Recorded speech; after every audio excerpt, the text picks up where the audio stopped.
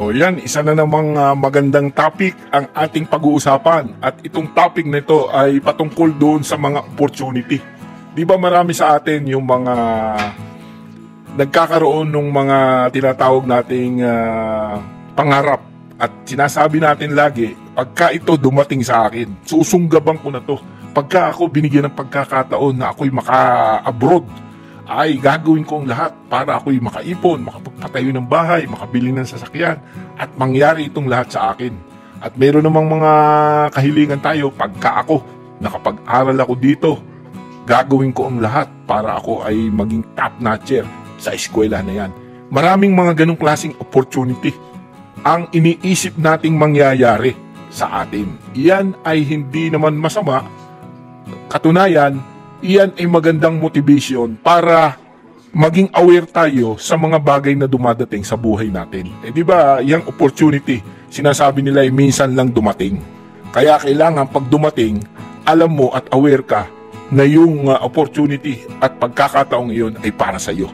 Ngayon, sino ngayon yung mga may regrets dahil minsan na tayong nawalan ng mga pagkakataon? Di ba? May trabaho ka ngayon. Dahil gusto mong magkaroon pa ng mas magandang sweldo, iniisip mo, magpasa kaya ako ng CV doon, puntahan ko kaya si ganito, mag-submit ako ng application. Nung nag-submit ka ng application, ay inakala mong naroon ka na tatanggapin ka, nag-resign ka ngayon. Ang problema, paglagay mo at pag-resign mo, yung iniisip mong kumpanya ay nag-hire na pala, naunahan ka. Na-miss mo yung pagkakataon na walang ka pa ng work. Di ba may mga ganon? May mga pagkakataon na sana kumita ka ng malaki, pero nagkamali ka ng desisyon. Di ba? May mga ganong akala mo, bumili ka ng isang item, at ang iniisip mo, kikita ko dito, ibebenta ko ito. Yung pala, biglang dumami yung item na yon at biglang bumaba ang presyo. Nawalan ng opportunity, nasayang ang iyong investment. Meron ka rin sanang pagkakataon na makapagbakasyon sa ibang mga lugar ng libre at walang bayad. Pero, na-miss mo yung opportunity. Makanood ng mga paborito mong artista ng malapitan sa mga VIP seat. Ang problema, noong pumunta ka, punong-puno na. Na-late ka pala, hindi ka naging conscious sa oras. Nawala yung opportunity. Nag-absent ka pa. Hindi ka naman pala makakapasok. Iyang mga bagay na yan ay nangyayari at ano ang nagiging pakiramdam natin sa mga ganyang klaseng pagkakataon na nawala at nasayang. Merong isang magandang istorya sa Biblia, mga kaibigan, na itong si Elias. Itong istoryang ito ay mababasa nyo sa 1 King chapter 17 verse 8 to 16. Itong si Elijah, isang prophet, ay pinapunta ni Lord sa Serepta. At sinabi sa kanya ni Yahweh, pumunta ka doon. Pumunta ka, sabi ni Lord. Puntahan mo ang babaeng ito. Habang itong lupain ay walang ibinubunga dahil tagtuyot, pumunta ka doon sa byuda. At yung byudang babaeng yan ay papakainin ka. Doon ka sa lugar na yun ng Serepta pumunta. At nung pumunta nga siya doon, nagkita sila sa lungsod, napansin niya itong byuda ay namumulot ng mga panggatong para gamitin para siya ay makapagluto. Nung makita siya ni Elijah, ito'y humingi at nakiusap kung maaari bang bigyan siya ng maiinom na tubig. At pagkatapos noon, nung kukunin na ng babae yung tubig, ay muli itong sumigaw at nagsabi, kung maaari, lagyan mo na rin ng kapirasong biskwit o tinapay. Sumagot yung babae, saksi ang Diyos, ang inyong buhay, na wala na kaming tinapay. Meron pa kaming kaunting harina at ilang patak ng langis. O, diba, para ka ikaw ay makagawa ng isang tinapay, kailangan mo rin ng kaunting langis at meron kang harina. Ang sabi niya, namumulot nga ako ng panggatong upang lutuin at kami makakain ng aking anak bago man lang kami mamatay. Biruin nyo, ang hirap ng kalagayan ng babaeng biyudang ito dahil nung mga panahon na yon ay tagtuyot at walang dumarating na ulan upang magkaroon ng sustansya yung lupa. Ang babaeng ito na tinutukoy ng Diyos kay Elias o Elijah ay sumunod sa kabila ng kanyang kawawang kalagayan. Dito nagdalawang isip na gawin ang mga inuutos ni Elijah sa kabila ng kanyang kapos na kalagayan. Itong tinatawag natin na opportunity, mga kaibigan, ay mga opportunity hindi natin marirecognize until we step in, until mag-take tayo ng action. Di ba nagkakaroon lang ng resulta yung ating ginagawa o yung ating mga aksyon kapag tayo ay kumbaga nag-involve.